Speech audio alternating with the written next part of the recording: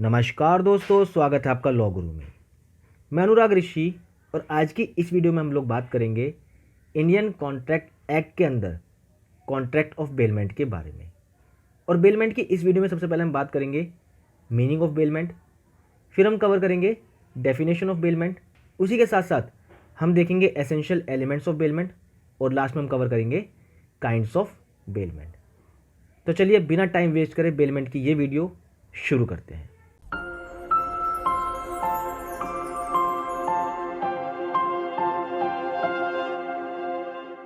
Contract of bailment की इस video में सबसे पहले हम बात करेंगे मीनिंग ऑफ बेलमेंट से। The term bailment is drive from the French word bailer which means to deliver. Bailer is a technical term of the common law signifying a delivery of goods which are to be return according to the orders of the giver. Thus, the bailment implies a relationship in which the personal property of one person temporarily goes into the possession of another. The ownership of the goods is in one person and the possession is in another. यानी कि guys अगर हम हिंदी में बात करें तो bailment शब्द जो है वो फ्रेंच शब्द बेलर से ड्राइव हुआ है, जिसका मतलब होता है टू डिलीवर, यानी कि किसी चीज़ को डिलीवर करना, देना। बेलमेंट की अगर हम टेक्निकल टर्म की बात करें तो बेलमेंट का मतलब होता है जहाँ पर कोई वस्तु, कोई गुड्स, कोई प्रॉपर्टी किसी व्यक्ति को किसी नियमित टाइम के लिए या फिर किसी नियमित काम के लिए ट्रांसफ़र की जाती है और उस काम के पूरा हो जाने पर या उस टाइम के पूरा हो जाने पर वो वस्तु वापस उसी व्यक्ति पर रिटर्न की जाती है, उसको हम कहते हैं बेलमेंट।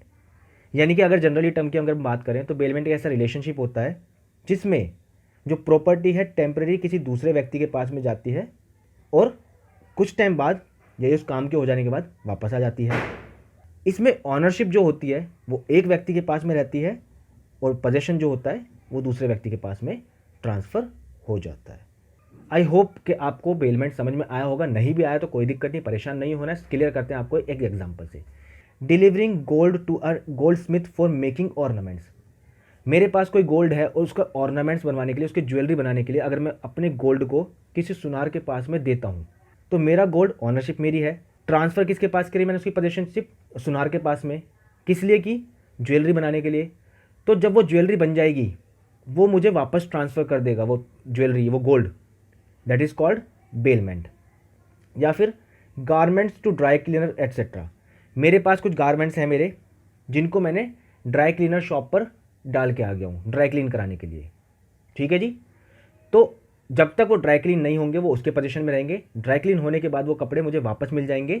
तो that is called contract of bailment, जहाँ पर कोई वस्तु किसी दूसरे व्यक्ति के पास में किसी कार्य के लिए या किसी टेम्परेरी टाइम के लिए ट्रांसफ़र की जाती है और उसका वो कार्य पूरा हो जाने के बाद में जब वो वस्तु उसको वापस दे दी जाती है, ये बेलमेंट कहलाता है। अब हम बात करते हैं कॉन्ट्रैक्ट ऑफ बेलमेंट की डेफिनेशन से।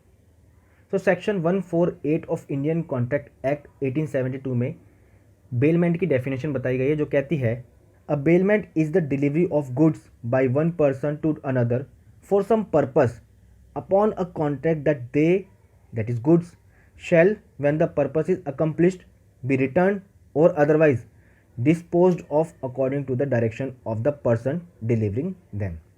यानी कि दोस्तों इंडियन कॉन्ट्रैक्ट एक्ट 1872 का सेक्शन 148 कहता है कि बेलमेंट का मतलब होता है जब कोई व्यक्ति अपने गुड्स को कुछ पर्पस के लिए किसी व्यक्ति पर ट्रांसफ़र कर देता है, डिलीवरी कर देता है, और उस पर्पस के पूरा होने के बाद में जब वो व्यक्ति उस प्रॉपर्टी को, उस गुड्स को वापस उसी व्यक्ति को ट्रांसफ़र कर देता है, ये कहलाता है contract of bailment according to section 148 of Indian contract act. तो इसी के साथ बेलमेंट की मीनिंग और डेफिनेशन होती है ख़त्म। और इससे हमें एक चीज़ पता चलती है कि अगर हम किसी टेलर के पास जाकर अपना कोई कपड़ा उसकी दुकान पर रख कर आते हैं पैंट या शर्ट सिलने के लिए, तो हम बेलमेंट कर रहे हैं।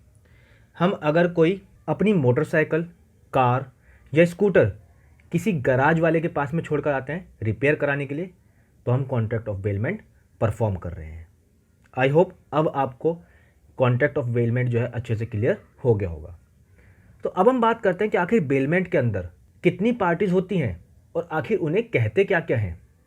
तो बात करते हैं parties to bailment. The person delivering the goods is called the bailor. The person to whom they are delivered is called the bailee. यानी गाइस सेक्शन 148 के अकॉर्डिंग ही वो व्यक्ति जो गुड्स को, जो प्रॉपर्टी को, जो सामान को डिलीवर करता है उसे हम कहते हैं बेलर। और जिसको डिलीवर की जाती है, यानी कि जैसे अगर हम टेलर की शॉप पे गए और हमने अपना कपड़ा टेलर को दिया शर्ट सिलने के लिए, तो हम तो हो गए यहाँ पर बेलर और टेलर हो गए यहाँ पर बेली। तो बेलमेंट की दो पार्टीज होती हैं, बेलर और बेली। अब हम बात करते हैं essential elements of bailment. So guys, there are basically three essential elements of contract of bailment. The first is there must be temporary delivery of the possession of goods. The delivery of goods should be upon a contract. और third, there must be return of specific goods. बात करते हैं पहले essential element की. There must be temporary delivery of the possession of goods. The main characteristic of a bailment is that the delivery completed is for a temporary purpose. There can be no bailment if the whole property is transferred and the thing delivered is not to be specifically returned or accounted for, nor where the delivery of property is for an equivalent in money or other commodity. If so, it is a sale or exchange, not bailment. यानी कि guys पहला essential elements बात करता है कि भैया जो possession दिया जा रहा है किसी व्यक्ति को, जो कोई वस्तु ट्रांसफ़र की जा रही है किसी व्यक्ति को, वो टेम्परेरी होनी चाहिए, परमानेंट नहीं होनी चाहिए। अगर कोई वस्तु परमानेंट ट्रांसफ़र की जा रही है किसी व्यक्ति के पास में तो वो बेलमेंट नहीं है।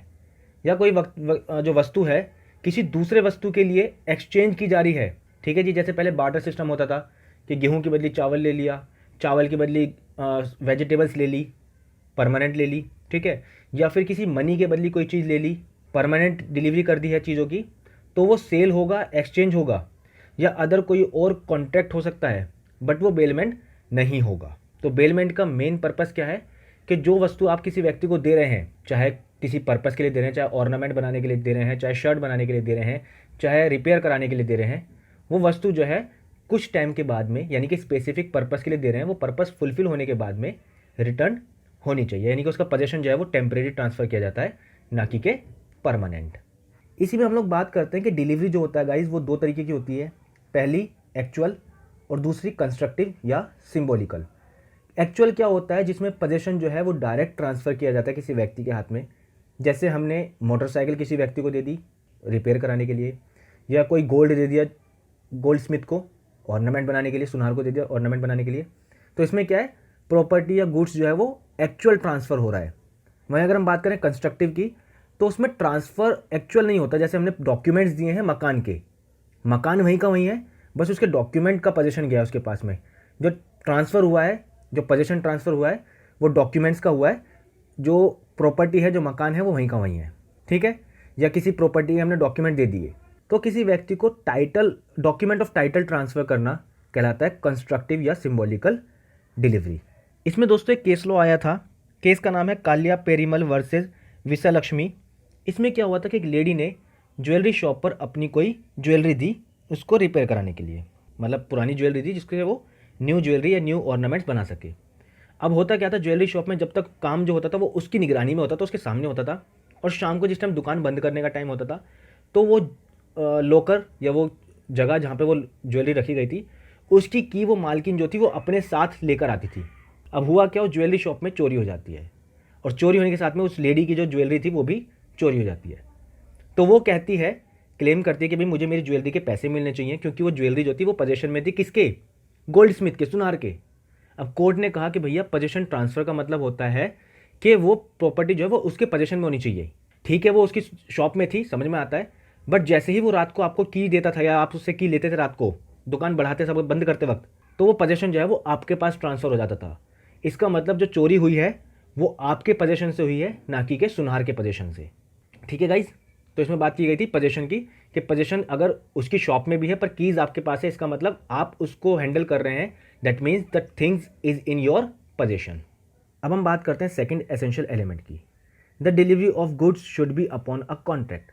इन bailment the delivery of goods is upon a contract that when the purpose is accomplished they shall be return. यानी कि दोस्तों दूसरा एसेंशियल एलिमेंट है कि जो कॉन्ट्रैक्ट ऑफ बेलमेंट है वो एक कॉन्ट्रैक्ट पे परफॉर्म होना चाहिए। यानी कि अगर हम डिलीवरी कर रहे हैं कोई चीज़ किसी व्यक्ति के पास में, तो वो एक कॉन्ट्रैक्ट पे परफॉर्म होना चाहिए। और कॉन्ट्रैक्ट कैसा, कि जब वो स्पेसिफिक पर्पस जो है उस वस्तु को ट्रांसफ़र करने का, डिलीवरी करने का, वो पूरा हो जाएगा तो वो वस्तु जो है वापस उसके पास में भेज दी जाएगी। मान लेते हैं कि अगर मैंने किसी टेलर के पास में अपनी कोई कपड़ा दिया शर्ट बनाने के लिए, और वो कॉन्ट्रैक्ट कब तक के लिए है कि जब तक वो शर्ट उसके पास बन नहीं जाती। जैसे ही शर्ट बन जाएगी वो व्यक्ति उस प्रॉपर्टी को, उस जो वस्तु है, गुड्स है, उसको वापस कर देगा। ये कॉन्ट्रैक्ट हुआ है। पर अगर वो वापस नहीं करता, ठीक है, या अगर वो उसको अपने पास रख लेता तो ये बेलमेंट नहीं होगा। तो कॉन्ट्रैक्ट किस चीज़ के लिए होना चाहिए? डिलीवरी के लिए होना चाहिए। या ये कहें कि जो डिलीवरी हो रही है वो कॉन्ट्रैक्ट के थ्रू होनी चाहिए। और वो कॉन्ट्रैक्ट कैसा कि जब वो स्पेसिफिक पर्पस जो पूरा हो जाएगा तब वो उस वस्तु को वापस कर देंगे। तो बेसिकली इसका ये रूल है, जनरल रूल ये है कि जो बेलमेंट है वो एक कॉन्ट्रैक्ट के थ्रू परफॉर्म किया जाता है। बट इसके कुछ एक्सेप्शन भी हैं। मान लीजिए किसी व्यक्ति को कोई वस्तु रोड पे पड़ी हुई मिली, ठीक है जी।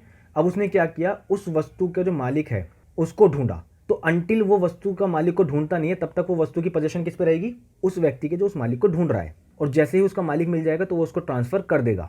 तो यहाँ पर कोई कॉन्ट्रैक्ट परफॉर्म नहीं हुआ, बट स्टिल ये बेलमेंट होगा। क्यों? क्योंकि उसमें जो वस्तु थी उसका पोजीशन जो था वो कुछ टाइम के लिए इस व्यक्ति के पास में था, और काम होने के बाद में, यानी कि उसका मालिक ढूंढने के बाद में वो वस्तु ट्रांसफ़र हो जाती है। तो इसका मतलब उसका जो ट्रांसफ़र था, जो पोजीशन था, वो ट्रांसफ़र वापस उसके मालिक के पास में कर दिया गया। तो ये बेलमेंट का एक्सेप्शन भी है। अब हम बात करते हैं third essential element of the bailment. There must be return of specific goods. The person the whom the goods have been delivered is to return the specific goods either to the bailor or to somebody according to the direction of the bailor.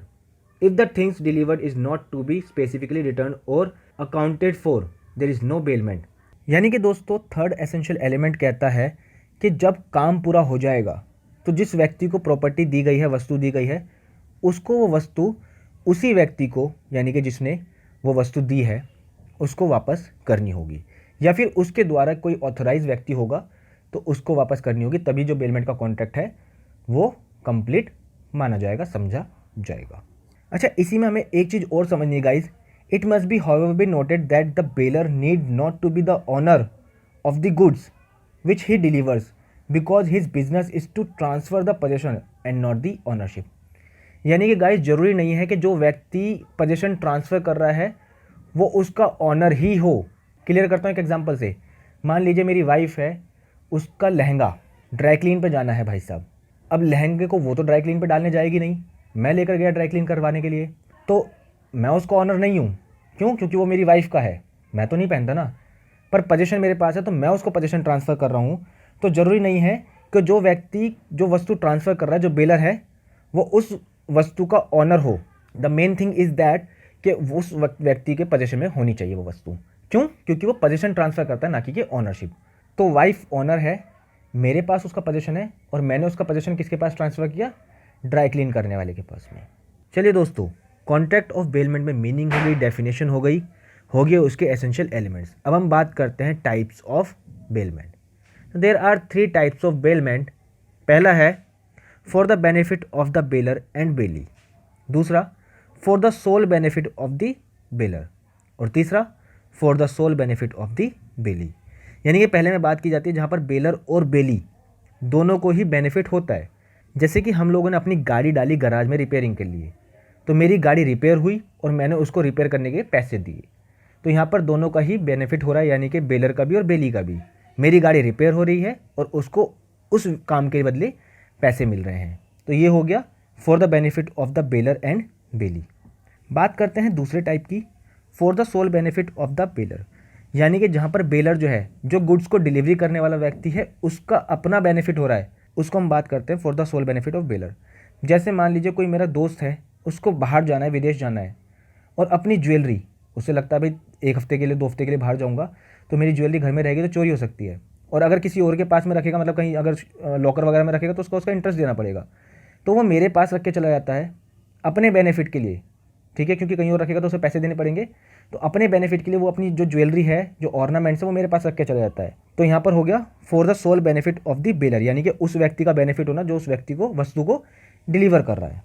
तीसरा हो गया for the sole benefit of the bailee, यानी कि उस व्यक्ति का benefit होना जिसको वो वस्तु डिलीवर की जा रही है। मान लीजिए मेरा एक दोस्त है, उसको कहीं जाना है और वो अपनी कार मेरे पास रख के चला गया है। अब उस कार को इतने वो व्यक्ति नहीं आ रहा, इतने मैं यूज़ कर रहा हूँ, और मुझे उस कार को यूज़ करने के लिए कोई भी पेमेंट नहीं देनी पड़ रही है। समझ रहे हैं आप। अगर मैं कहीं से भी कार अगर बोरो करता हूँ, कोई भी ऑनलाइन साइट से अगर मैं कार विजिट करने के लिए कार बोरो करता हूँ, तो मुझे उसके लिए पे करना पड़ेगा। ट्रायल पे लेता हूँ तो भी पे करना पड़ेगा, अगर रेंट पे लेता हूँ तो भी पे करना पड़ेगा। पर मेरे दोस्त की कार मेरे पास है और मैं उसको यूज़ कर रहा हूँ, मेरे बेनिफिट के लिए कर रहा हूँ, तो यहाँ पर क्या हो गया, for the sole benefit of bailee. तो there are 3 types of bailment for the benefit of the bailor and bailee, जो मैंने आपको पहले में बताया, यानी कि दोनों का benefit. For the sole benefit of the bailor, यानी कि सिर्फ बेलर जो डिलीवरी करने वाला व्यक्ति है उसके बेनिफिट के लिए। और for the sole benefit of bailee, यानी कि जिसको वस्तु डिलीवर की जा रही है सिर्फ उसके बेनिफिट के लिए। आई होप आपको कॉन्ट्रैक्ट ऑफ बेलमेंट समझ में आया होगा। आज की इस वीडियो में बस इतना ही। अपनी अगली वीडियो में बात करेंगे किसी नए टॉपिक को लेकर। इसी के साथ साथ गाइज, इस वीडियो के नोट्स का लिंक हमने इस वीडियो के डिस्क्रिप्शन बॉक्स में डाल दिया है। तो अगर आप लोग भी इस वीडियो के नोट्स को डाउनलोड करना चाहते हैं PDF में या JPG में, तो उस लिंक पर क्लिक करके आप उन नोट्स को डाउनलोड कर सकते हैं। इसी के साथ साथ अगर वीडियो अच्छी लगी तो वीडियो को लाइक करें, अपने दोस्तों तक इस वीडियो को शेयर करना ना भूलें। साथ ही साथ अगर आपने अभी तक हमारा चैनल सब्सक्राइब नहीं किया है तो चैनल को सब्सक्राइब करके बेल आइकन जरूर दबाएं, ताकि कि आपको चैनल से जुड़ी हर अपडेट मिलती रहे। धन्यवाद।